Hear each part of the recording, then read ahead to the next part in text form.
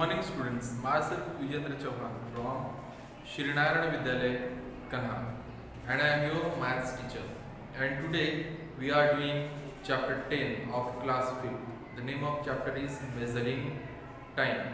So students, before starting this chapter, all of you have to open your textbook and see whatever will be given in the further lecture and do it whatever I am doing on the board. So concentrate on the board and take out your textbooks. So look here, measuring time. The most important thing, whenever you will go anywhere, on the railway stations or in market, you have some planner, and planner will be totally based on your timetable schedule, and schedule will be followed according to the time. As per time schedule, you have to follow your schedule from early in the morning to the evening. So for this, it is very important to understand the clock and watch. So students, this is wristwatch and this is clock. This is the difference between watch and clock. And in this chapter, we have to study about the measuring time, how to measure the time. So how to measure the time means you have to understand what is clock and what is watch, and how to identify the timing, what is the timing or what timing is it now in the watch or the clock. According to this schedule, you have to follow the time schedule. For this, you have to concentrate on the board and you have to look whatever will be done on the board very carefully. If you will avoid it, you will face many trouble regarding this lecture. So students, look here just and understand what we will be teaching on the board. Look here.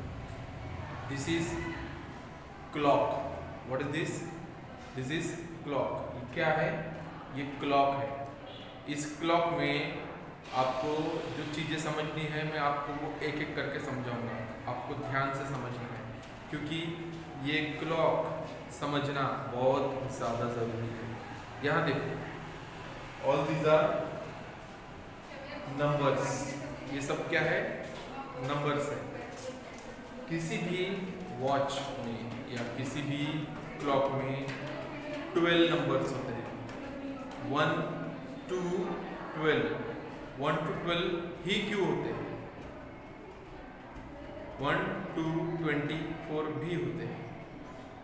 But जो clock schedule है वो 2 part में divide है. 24 hours and 12 hours, and accordingly AM and PM also, after meridian and prime meridian. AM means morning and PM means in the afternoon. So look here students, this is 12. 1 2 3 4 5 6 7 8 9 10 11. So here are the two hands. ये दोनों हाथ घड़ी के, एक छोटा है एक बड़ा है. ये जो छोटा है इसको हम कहते हैं आवर्स हैंड. क्या कहते हैं इसे हम? Hours hand. ये आवर्स शो करता है. और ये minutes. 1 minute means 60 seconds. 1 minute means 60 seconds. 60 minutes means 1 hour. 60 minutes means 1 hour. This is the difference between seconds and minutes. ये मैं आपको क्यों बता रहा हूँ?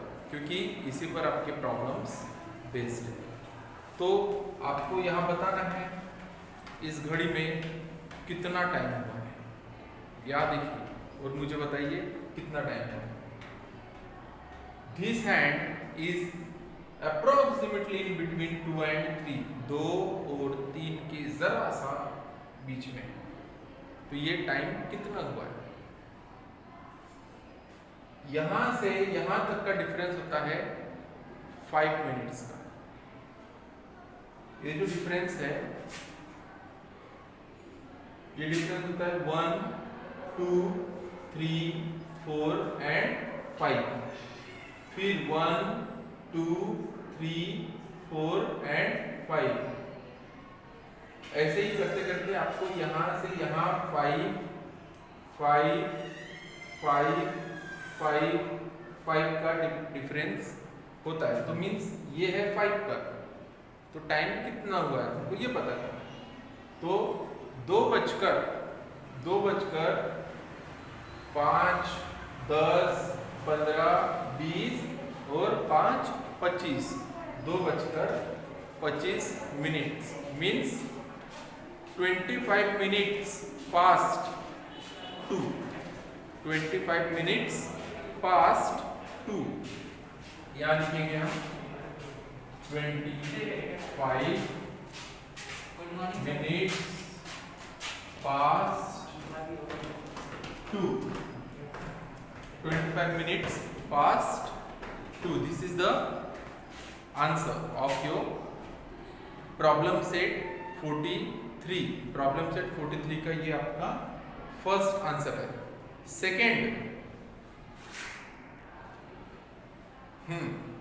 क्वेश्चन, यहाँ जो आवर्स हैंड है वो 8 पर पहुंचने ही वाला है, 8 पर पूरी तरह से पहुंचा नहीं है। 8 पर पूरी तरह से पहुंचने के लिए उसको अभी भी 10 मिनट बचा हुआ है।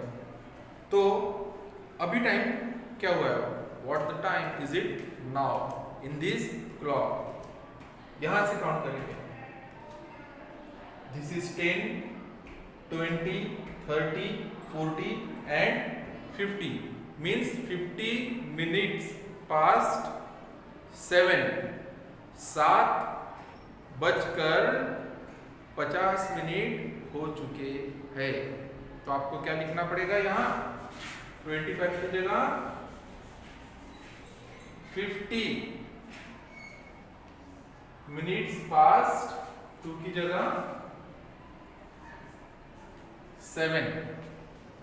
इसी तरह से आपको प्रॉब्लम सेट 43 कंप्लीट करना है।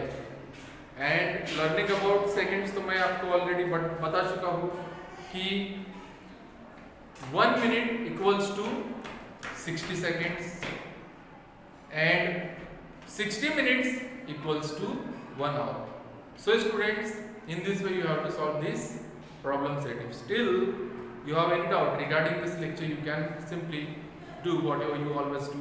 You can call me, okay, or simply send your messages. I hope you understand. Thank you.